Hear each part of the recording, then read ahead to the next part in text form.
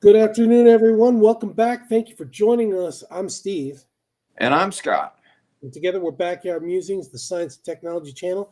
Thank you for. We got a couple more subscribers overnight, Scott. Yep, we Thank you very appreciate much that. for subscribing.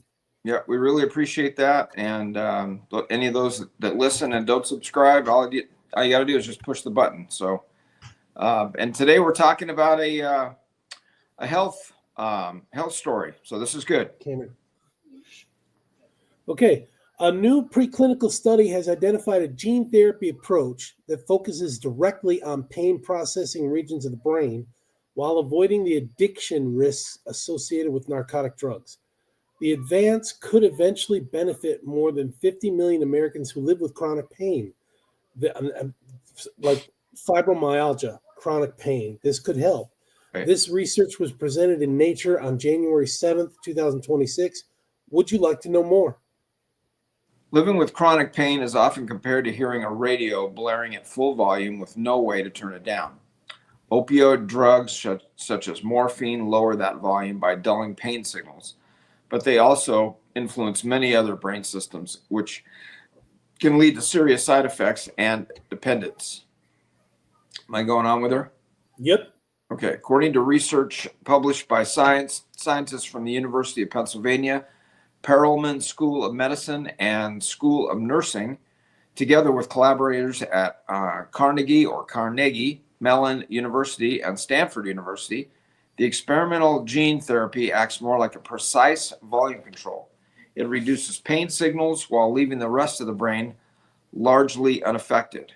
Okay, that's good. Quote, the goal was to reduce pain while lessening or eliminating the risk of addiction and dangerous side effects, said Gregory Corder, PhD, co-senior author and assistant professor of psychiatry and neuroscience at Penn. Quote, continuing the quote, by targeting the precise brain circuits that morphine acts on, we believe this is a first step in offering new relief for people whose lives are upended by chronic pain.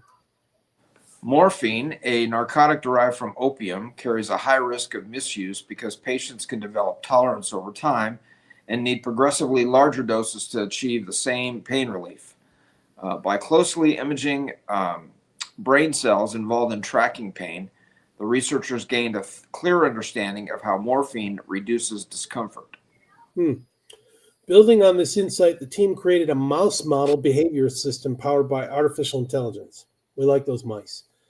The platform monitors natural behaviors, produces a detailed measure of pain levels, and helps determine how much treatment is required to reduce pain. The resulting data served as a guide for developing a targeted gene therapy that reproduces morphine's pain relieving effects without engaging the brain's reward systems. The therapy includes an off switch that specifically dampens pain signals in the brain. When activated, it delivers long-lasting pain relief while preserving normal sensation and avoiding pathways linked to addiction. That's good. Yeah. Quote, to our knowledge, this represents the world's first CNS-targeted gene therapy for pain and a concrete blueprint for non-addictive, circuit-specific pain medicine, Corder said. Okay. The results are the culmination of more than 6 years of investigation powered by a National Institutes of Health New Innovator Award that allowed Corder and his colleagues to research the mechanisms of chronic pain. This kind of research does cost money, folks. In 2019, 600,000 deaths were attributed to drug use, with 80% of those related to opioids. Nearly half of Philadelphians who responded to a 2025 Pew survey reported knowing someone with opioid use disorder. 1/3 knew someone who had died as the result of an overdose. Chronic pain, known to some as a as a silent epidemic, impacts approximately 50 million Americans, costing upward of $635 million annually in direct medical expenses and indirect costs from lost productivity, including missed work and reduced earning capacity.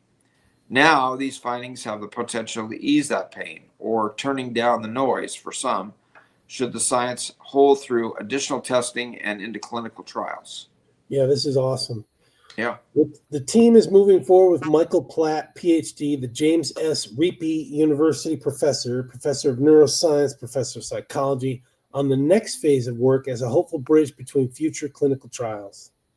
Quote, the journey from discovery to implementation is long, and this represents a strong first step, Platt says.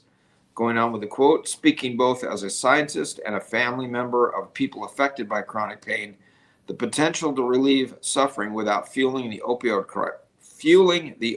crisis is exciting.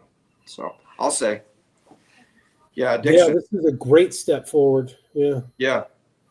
Well, it's almost like any kind of pain management. You know, you have pain, you get some kind of relief through prescription drugs or whatever, and then you feel like it's not helping you after a while because your body's building up kind of like an immunity to it, right? So you need another treatment and another treatment, and they soon Higher start, dosage. yeah, higher dosage, closer intervals, and yeah, you're slammed, you're hooked. It's just yeah, I could see how the military and like first responders, police, and fire would love this. Be able to right, inject and cut off the sensations, the sensors, but not be addicted. and still be able to be productive, still work. Yeah, So yeah, yeah, good stuff. So yeah. All right, folks. Thanks for joining us. Leave a comment. If you know somebody or if this sounds interesting to you.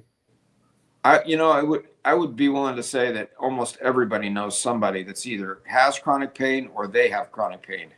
I mean, it just at least one person. I mean, I know several. So anyway, see you Let's tomorrow. do Take it. care. Thanks.